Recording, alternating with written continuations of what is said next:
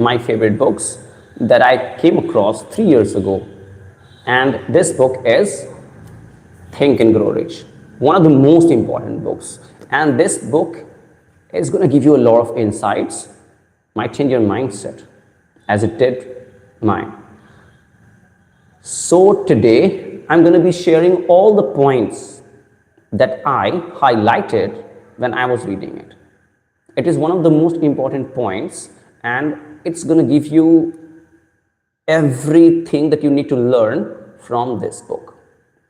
And so I want you to be with me for next half an hour or more if you want to understand that.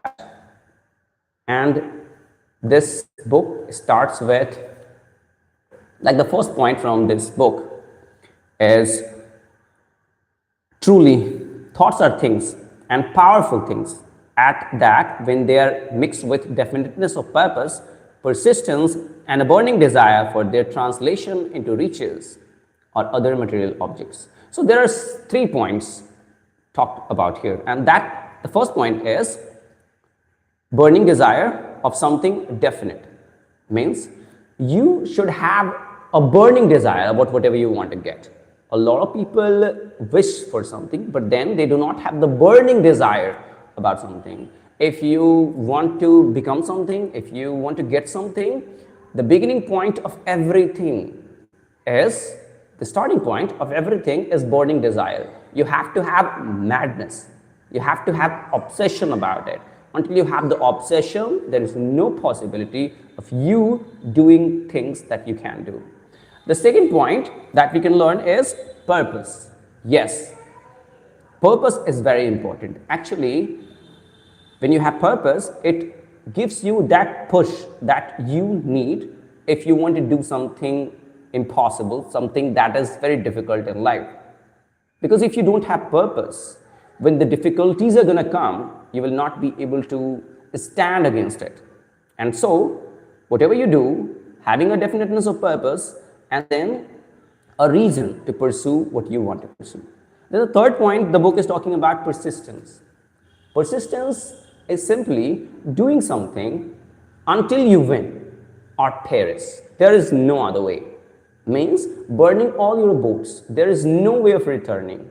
But then trying that which you have taken, which you have undertaken. So the next point, that is one of the most important points, and that is when the opportunity comes, it comes in a different form and from a different direction than you expect. It is one of the tricks of opportunities. It has a sly habit of slipping in by the back door, and often it comes disguised and in the form of misfortune or temporary defeat. Perhaps this is why so many people fail to recognize opportunity. A lot of time it happens when people are doing something and they come across some failures, go through some bad situations, then they think that it is happening against them and they cannot do anything about it, and so it's not something that they can achieve. It is impossible for them, and so they never try and then they quit. So when the bad situation comes, a lot of people want to quit. But then there are some people who want to stick to the process, go again, they fail down, and then try again, and then try again, and they keep trying until they win. There is no other way. They have burned all their boats, and so they will stick to that. If you stick to that, your win becomes inevitable. If you don't, then it becomes absolutely impossible for you. The next point from this book is the people who get what they want in life are not the people who have all the talent, resource, and money, but the people who know what they want, stand by that desire until they realize it. Means when they want something, they're very clear about it, because if you don't have clarity, if you don't know where you want to go, it's impossible to go. You won't even start. You will be confused. So you must know what is that which you're shooting for, which you want to do, which you want to achieve. And then when you have that desire, stand by that. Do everything it takes. No matter how difficult it becomes, no matter how impossible it seems to be, you have to go after that. There is no other way around. The next point is one of the most common cause of failure is the habit of quitting when one is overtaken by temporary defeat. Yes, this point is again telling you when you face with some defeats, some losses, some failures, you don't need to get disheartened. Because a lot of people, if you see Thomas Edison or see anybody who have done something great, they have gone through many heartbreaking failures, and then they did what they wanted. They went after that despite failing, and then one day they succeeded. So that is the spirit you need if you want that. If you want as bad as you want to breathe, you'll go and do that. If you don't, you'll run away. There is no other option but just do. The next point is, before success comes in any man's life, he is sure to meet with much temporary defeat and perhaps some failure. When defeat overtakes a man, the easiest and most logical thing to do is to quit. That is exactly what the majority of men do. The next point, when riches begin to come, and this is more important point than any other point, because this can actually give the clarity of why you should stick to something when you started that. And that point is, when riches begin to come, they come so quickly in such great abundance that one wonders where they have been hiding during all those lean years.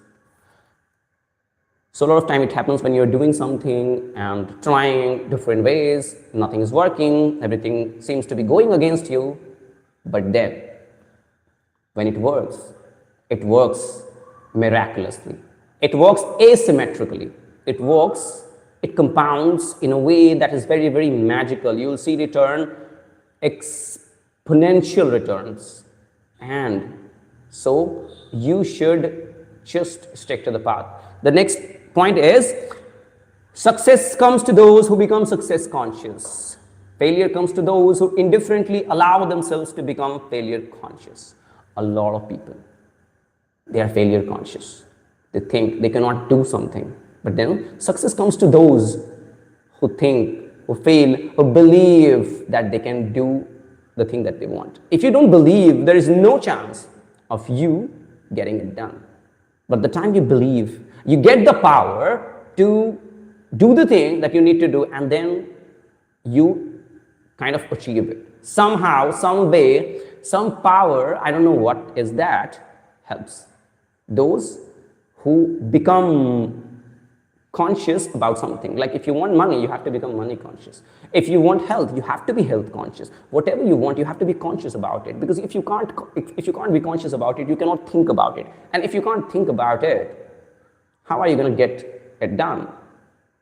Everything begins by being conscious about it. Then when you become conscious about it, you get the idea. And then you do different things. Yes, there are many people here. One is Prince and the another is Kef.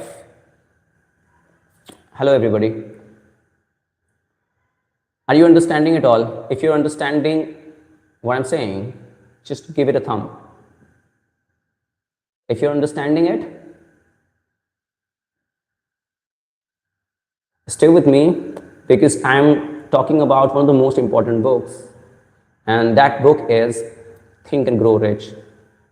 It is going to give you understanding, clarity of how you can turn your thoughts, your ideas into something great and become whatever you want, become successful or fulfill your dream, whatever the dream you have. And the point that I'm reading right now is the point that I highlighted for myself, for improving myself, for my understanding, for my clarity. So these points will definitely help you. Most people are failure conscious. They think they cannot do something, and what Henry Ford put it very well, that the people who think they can and the people who think they can't, both are 100% right. So if you think you can't do something, or if you think you can do something, you're right in both the cases. Because when you think you can do that, you'll find out the reason, you'll find out the ways, And if you think you can't do that, you'll find out excuses, you find out problems, thousand problems there. But if you have one reason to stick and do the thing that you dreamed, you'll go after it. And that book will teach you a lot about it. So the next point is, you can never have riches in great quantities unless you can work yourself into a white heat of desire for money and actually believe you will possess it. If you do not see great riches in your imagination, you will never see them in your bank balance. Means when you become money conscious, when you start thinking about the ways and start understanding, reading, getting help from people, when you become conscious about it, you actually try different ways. But then, if you're not conscious, you won't do that.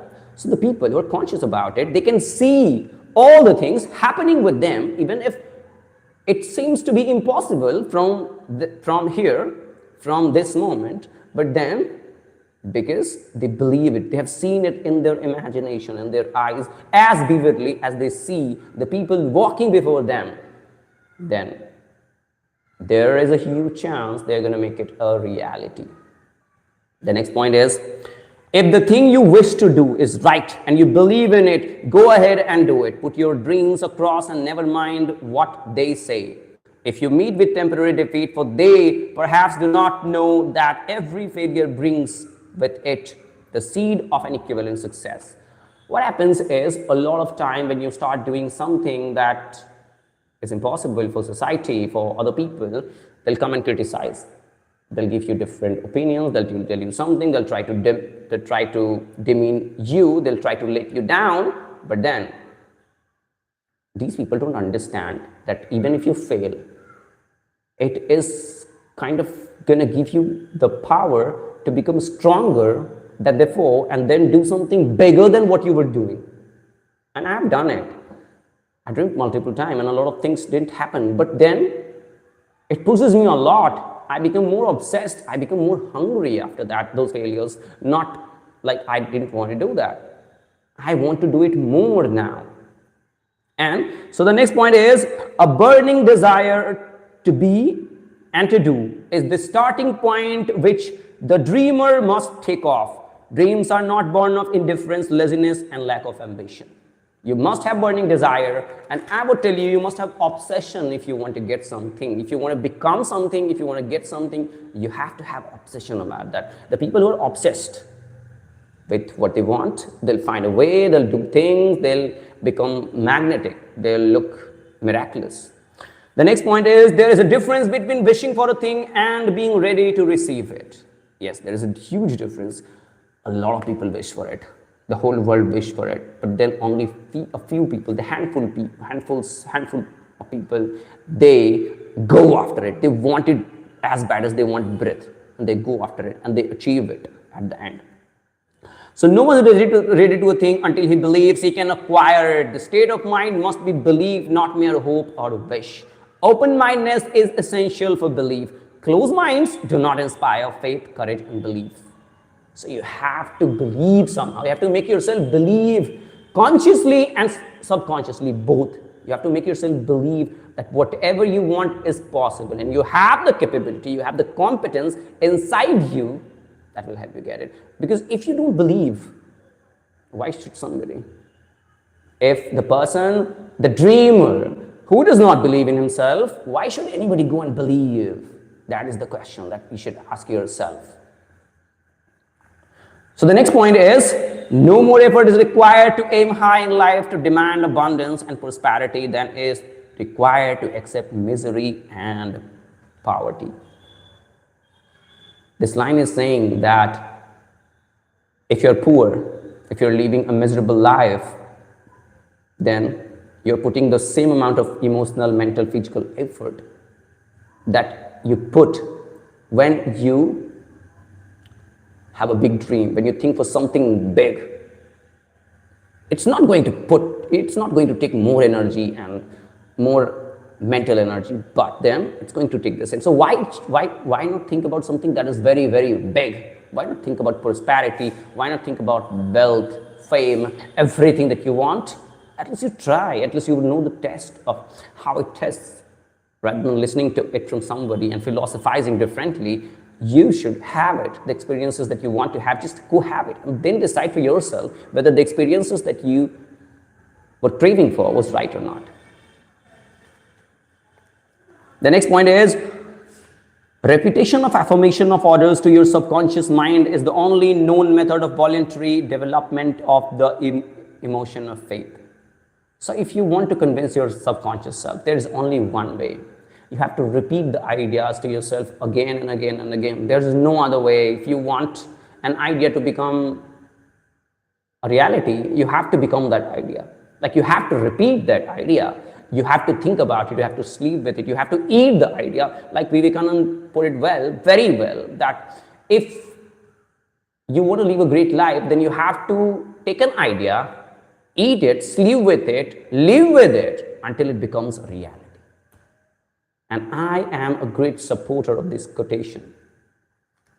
So the next point is, any impulse of thought which is repeated, passed on to the subconscious mind, is finally accepted and acted upon by the subconscious mind, which proceeds to translate that impulse into its physical equivalent by the most practical procedure available. So any thought, any idea, you repeat again and again with emotion, but not without emotion, but you put your emotion. You test the test. You feel the feelings. You see it there. See what Arnold said. When he wanted to become a bodybuilding champion, he saw himself just doing it, being on a particular paper and being on a particular place. He saw it. He saw it vividly, as if he were there. The next point is that if you emotionalize a message, a thought again and again, it slowly becomes your part, and it slowly becomes you. And then it becomes automatic for you. It's kind of choosing an identity. Like, if you want to become a writer, you have to act like that. You have to think like that. If you want to become a public speaker, you have to act like that. Even though you're not, but you have to subconsciously and consciously both act like that. When you act like that, slowly you turn yourself into a person who has that kind of thought, that kind of habits, that kind of actions that will make you a particular thing that you want, may make you a public speaker, an actor, a writer, a player, whatever it is. So you have to make your mind believe. You have to convince yourself first before the world believes in you. So for that, you need to act as if. You need to act as if. I heard it from a lecture of Eckhart Tolle, and he said that whenever you pray for something, believe you have already received, and you will receive that. And it's true. When you believe, when you know that whatever you are going to do is going to happen, when you're certain about it, actually it gives you the power to work, to do the thing that you should do. And if you don't believe, you would get the power to act upon that. The next point is, a mind dominated by emotions becomes favorable reward for the state of mind known as faith. If you put positive thoughts in your mind again and again and again, positive scenarios, feelings, everything, then slowly your mind becomes a home for those particular thoughts, emotions, life that you want to create. But then its opposite also true. If you're constantly bombarding yourself with negative thoughts, negative ideas, negative news, doing something that is not gonna uplift you anyhow, then you'll become that slowly, and you will lose the control, because hey, you act out of identity, not out of how you should act or what is right, but you act out of identity. If your identity is not right, you will not act right. That's correct. Next point is a specialized knowledge.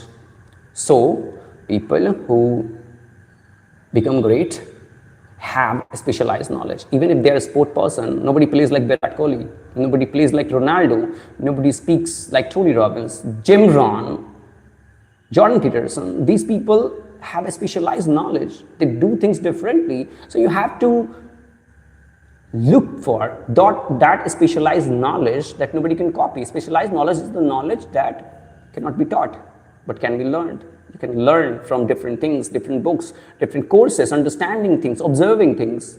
But then, because it cannot be taught at a particular place, it's your specialized knowledge, so it cannot be taken away, it cannot be copied, and you're different, you stand out. So there is no competition. It's your blue ocean where you are ruling. The next point is about leadership. So here Napoleon Hill actually talks about the qualities of a leader. So the first is, he must have unwavering courage. The leader has to have courage, has to be courageous, because you have to take so difficult decisions that if you don't take, gonna go against you. See what leaders are doing. See what Nelson Mandela did, see what Gandhi did, see what Bhagat Singh did, Subhash Chandra Bose did. These people were very courageous, and that's why people followed. If a leader does not have courage, even he's scared inside, then he has to show off that he has a lot of courage, because then his whole followers, team members, and a lot of people are dependent on him. And if he quits, everybody quits automatically. So a leader has to have a lot of courage inside. The next point is self-control. Second point is self-control. Yes, you have to have self-control. You have to control on your emotions. You have to control the fear you have. You have to control the expectation you have from other people, because if you don't have control over your emotion, anybody can come and hurt you, anybody can try and control you. So you have to have self-control. You have to do the right thing. You have to see what is right and then do it. A keen sense of justice. Yes, a leader should have a sense of justice, like he should think for the greater good of the people. A leader should not be corrupt, because if he's corrupt, he's going to corrupt all the people, the nation, the system, everything. Next point, the fourth point, is the definiteness of decision. Means you must be definite about what is that which you want to do. What is the change which you want to have in the society, in your country, in your life, in your company, wherever it is and whatever it is. Definiteness of plans. You should have a well-written plan that you can change a bit, but at least you should have a sense of where you're going. Because if you don't have a plan, you're just moving here and there, you're just distracted, doing things uselessly. So you must have a plan, a definiteness of plan of what you need to do this moment to what you need to do 1 year later. You have to have plan, then you can just change it accordingly. Sixth is the habit of doing more than paid for. A leader is somebody who does things not for the sake of money, but then he's doing much more than that. And then slowly he will be paid for what he has not even done. Because then by working more, you create work, you create such value that cannot be compared with anything. And so a leader must do more than he get paid for, because money is not what matters. What matters is the work that you're doing, is the value that you're creating. And if you can create good value, money is the byproduct of the value you create on the marketplace. The next point is a pleasing personality, a personality who's magnetic, who's confident, who when commits something does not back off. A personality which people want to be engaged with. The personality who listens to other people, understands others, observes others. The next point is sympathy and understanding. Yes, people who want to be a leader have to have sympathy for other people. They have to understand other people, because if they don't understand, people don't care about it. The next point, which is ninth, mastery of detail. Everything should be detailed. Everything should be clear. Everything that you want to do, you have to be clear about it. If you're not, It will be very, very difficult for you to be leader. Next point, which is 10th, is willingness to assume full responsibility. A leader cannot say that I have failed because of this person or that person. You cannot blame anybody. Even if you fail because of somebody, you have to own the responsibility. The people who do not own the responsibility can never become a good leader. So a leader is a person who takes responsibility. And if you don't take responsibility, you cannot be a leader. I have seen a lot of people blaming each other, blaming other people, but then they can't be a good leader. They can't be a big leader. The next point is cooperation. If you want to do something, if you want to become something, if you want to become a leader, you have to bring people together. You have to work with more people. You have to work in cooperation, not alone.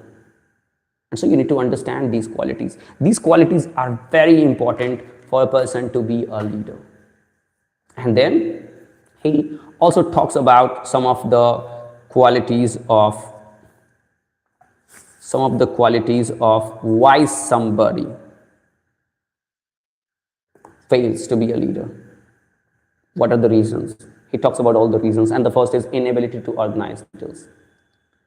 These people are distracted, doing 1,000 things, being everywhere, doing multiple things at the same time, being jack of all trades and master of none. Then unwillingness to render humble services. These people, if they work, they do not want to service with politeness. They sometimes become arrogant, and so they fail. Expectation of pay for what they know instead of what they do with what they know. The market does not reward you, does not give you money because you have knowledge. The market rewards you for the problem you solve, not for the knowledge you have. So the people who can't become a good leader are the people who expect money for the knowledge or the capacity that they think they have. But market rewards those who brings value with the knowledge. If you can't bring value with the knowledge you have, you will never be paid. You will never be paid for more. The next point is fear of competition from followers. The people who are not leaders, they are always afraid of their followers. They're always worried. Somebody might copy them, somebody might take their place, somebody might eliminate them. But the people who are leader, they are 100% sure about their capability. And so they inspire others, not be jealous of anybody, do not compare themselves with anybody. And so they're not afraid of losing their position. They know they have created a blue ocean. And so there is nothing to be worried about. The next point is lack of imagination. These people, the people who can't be a leader, don't have the imagination to see the change that they want happen in the world. And so if they can't imagine it happening, they can't have it. So they cannot become a leader. Selfishness. These people always think about themselves before they can think about others. And if you think about yourself only, people are not going to support you because people somehow sense it. And even if you win in the beginning, you're going to lose the long term. And you cannot become a leader. The next is disloyalty. Disloyalty. People who want to be a leader cannot be disloyal to anybody. They are the man of their words. They do what they say they would do at any cost. The next is impasses of the authority of leaders. So they want to become a leader. They want to show up their power to other people. They want to let other people down, and a leader can't do that. If you have more power, it's to give them respect. It's to understand them. It's to do the right thing for them, not to let them down. The next point is emphasis of title. The competent leader requires no title. Leaders are satisfied with the purpose they have, so they do not want any title. And so they don't care about it at all. The next point is that I want to be talking about is which Napoleon Hill talks about in this book is 30 major causes of failure. He talks about 30 major causes of failure. First of all, unfavorable hereditary background. So you don't have a good background, your family background. Means you have some problem, you have some deficiency in your brain, some problem, some kind of handicap. The second is lack of a well-defined purpose in life, and a lot of people remain failure because they do not have a written plan. They're not clear about what they want to do in their life. The third is lack of ambition to aim ever mediocrity. A lot of people even cannot dream. I've met a lot of people. I've talked to a lot of people through phone everywhere in the world. A lot of people, when I ask what is the purpose that you want to achieve, a lot of people, 9 out of 10, said something that is like they were not telling it from their heart. They're doing it, they are telling it because everybody does it.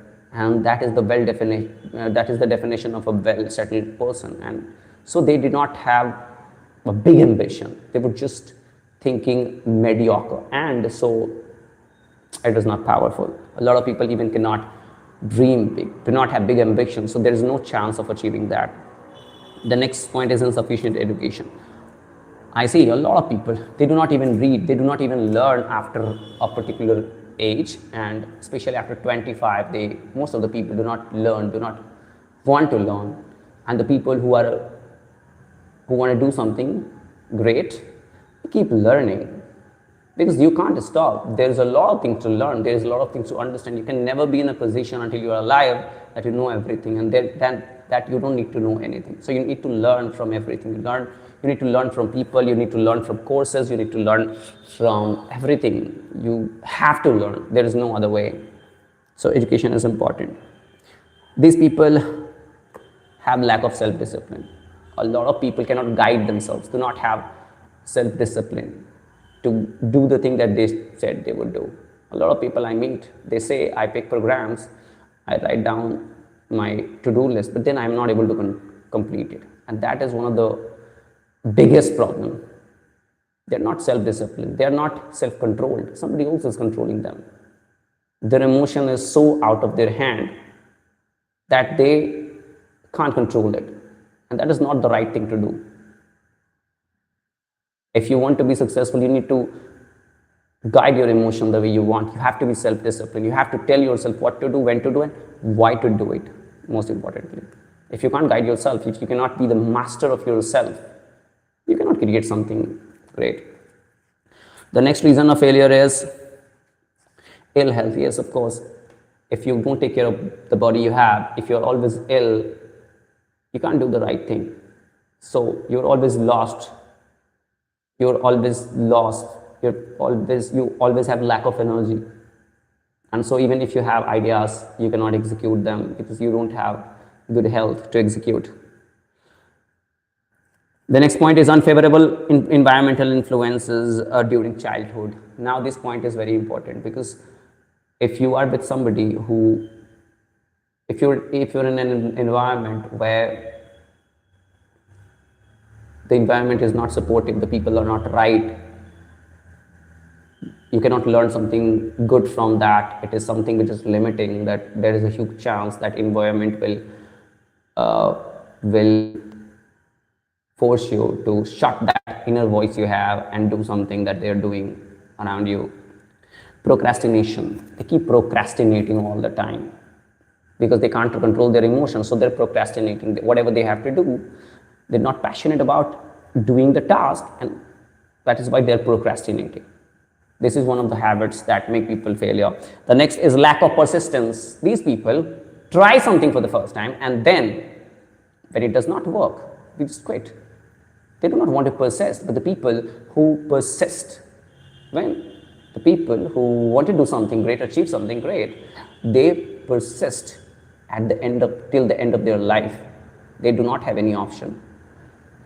The next is negative personality. These people who do not succeed, they keep thinking negative about everything. They'll find a way, they'll find an excuse of why something would not work.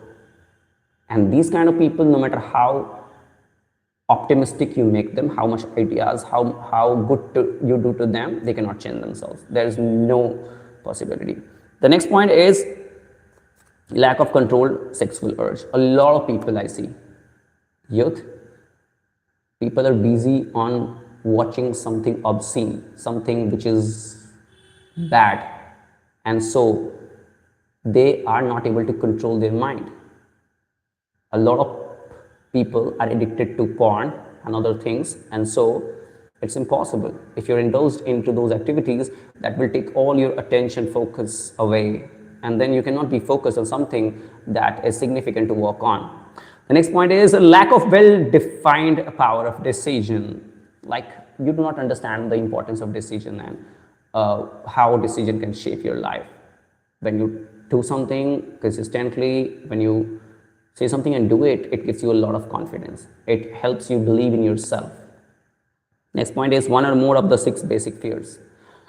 You have 6 fears that are pulling you always into mediocrity, into being certain and not stepping into uncertainty.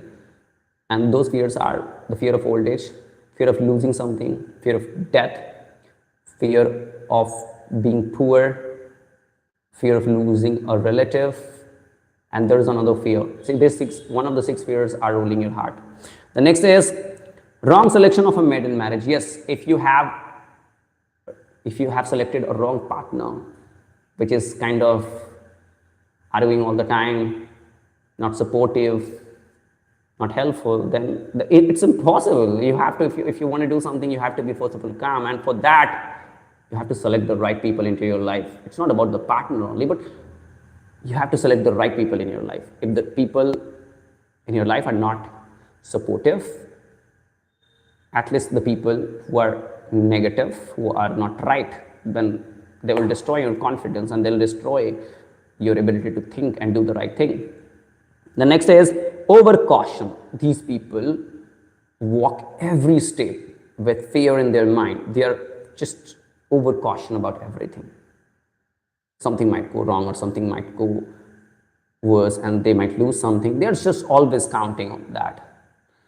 Wrong selection of associate in business. They'll find wrong people, wrong business partners, wrong people working for them. Superstition and prejudice. These people are very superstitious. They believe in something that's useless, that they cannot even see, that they cannot even get the evidence of. They have different prejudices about everything. And if you have prejudice in your mind about something, like a lot of people I see, they have prejudice that the people who are rich have done something wrong, but not all the people have done it. Yes, people have done it like this, but not all the people have done it. So you have to leave prejudice to be successful. Lack of wrong selection of a vocation. If you choose a career where you do not love doing what you have to do, you will fail. Or if something is not relevant and you are doing that, you will fail also. A lack of concentration of effort. These people cannot concentrate on something particular. They're always distracted. The habit of indiscriminate in spending. These people spend more money than they earn, and so uselessly spending money on useless things do not give them the right thing to do something, build something. Lack of enthusiasm. These people who fail, they do not have enthusiasm. They do not have the passion inside them. So if you want to do something, you have to have passion. You have to feel great about the work that you're doing. Intolerance. They're intolerant. They cannot tolerate anything. They cannot bear. They cannot bear the pressure. They cannot bear anybody's comment, criticism. That's the problem. Inability to cooperate with others. These people cannot cooperate with others. They do not want to work with others with cooperation. The next is possession of power that was not acquired through self-effort. They got power suddenly from somewhere. Their father were a politician, or they got something they did not work for, and they got it. And then intentional dishonesty. They're very dishonest. They're just trying to cheat somebody, and that is the problem. Egotism and vanity. They are very egotistic. They always want their benefit. They talk about themselves. They cannot work with people because they think they are greater than them, and that is one of the biggest disease, I think.